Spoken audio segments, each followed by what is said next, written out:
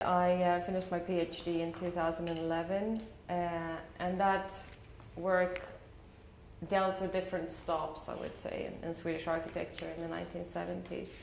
And one of these stops was one of the case studies was the Ararat exhibition on show at Moderna Museet in 1976. I should also say that my work was part of a larger research project with it was called the Historicisms of Modernity. The aim was to study architecture an architecture which is more oriented towards history, or which incorporates a more conscious approach to history. And this is normally an orientation that has somewhat fallen out of the frame of the established canon of Swedish 20th century architectural history. And my more restricted task was to investigate these tendencies in the Swedish 70s. And very soon I discovered myself entangled in the historiography of Swedish modern architecture. And please note that I will use the term modern instead of functional or functionalist, which is the preferred term otherwise in Swedish.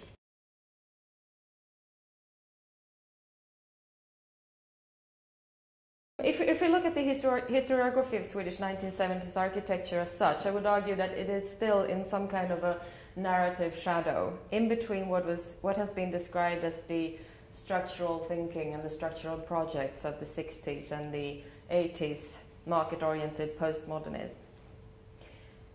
It is often portrayed as a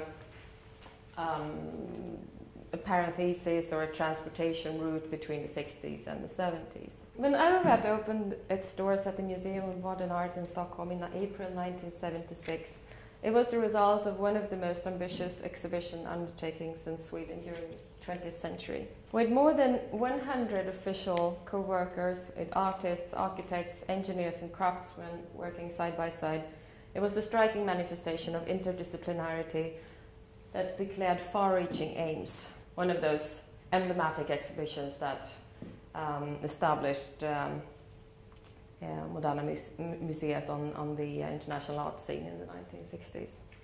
Calder's mobile was powered by electric engines to symbolize the four elements, while Ararat's windmills used the elements to create energy. And this would have somehow closed the circuit, not only of this specific exhibition, but also a wider perspective in the history of the institution. You would enter the exhibition over here, passing through the mountain, and then you were confronted with contemporary consumerist society before you went through the shop windows and ended up in a show on third world problems. After leaving that, you were presented with much more positive, forward-looking solutions to these problems. Solar energy, single-family homes from the United States, a Vietnam bicycle. The common denominator was somehow that the solutions would be based in the cultural, social and economical context of the region in question. Architecture was interpreted as the most comprehensive of concepts, embracing everything from the smallest building stones in biology to the most monumental urban constructs. This approach was also reflected in the exhibition's main hall, the central installation, the so-called populated sculpture, which had obvious architectural qualities and with which visitors could interact.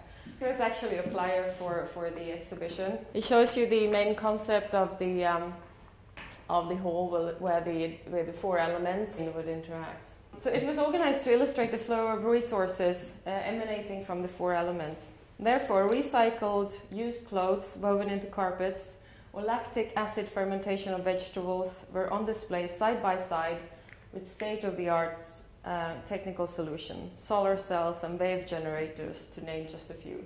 This is one of the most visited exhibitions in Sweden throughout the 20th century.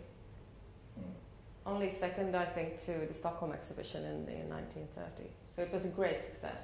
It also featured three more straightforward, full-scale architectural works. The solar row house the straw bale house and the form house on the courtyard of the museum. They can help to shed some light on the architectural issues at stake. This slender one-story building, with its walls dominated by large glass windows, displayed different solar energy systems, heating and insulation methods, new as well as traditional ones. And moreover, this building, it happened to combine a fashionable appearance with environmental consciousness, contemporary critics said anyway. And they also said that this would help attracting the modern visitor from the city, implying that the high standard of living would be an obstacle for the ecological and energy-saving society envisioned at the exhibition. The exhibition's emphasis on solar energy was also met by criticism of a different kind. Observers lacked the political analysis and argued that the exhibition's focus on small-scale private projects was too exclusive, and that the really effective solutions could only be reached in multi-dwelling building and on an urban scale. But this absence of political analysis was intended by the organizers.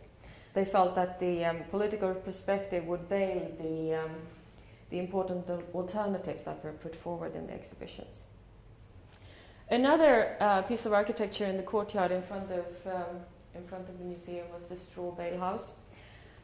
Designed by architect Claes Anselm. This straw bale construction clad in reinforced plaster were a commission on a very different scale.